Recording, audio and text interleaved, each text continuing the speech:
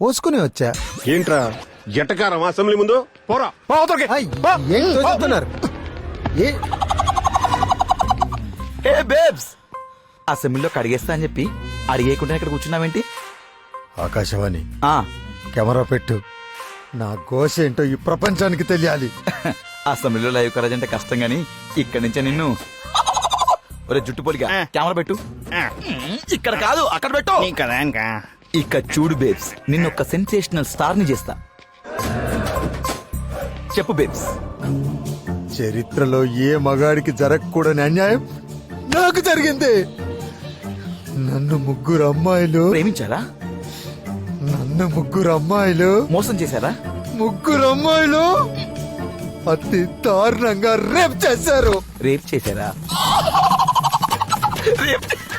నవ్వు వస్తుందా?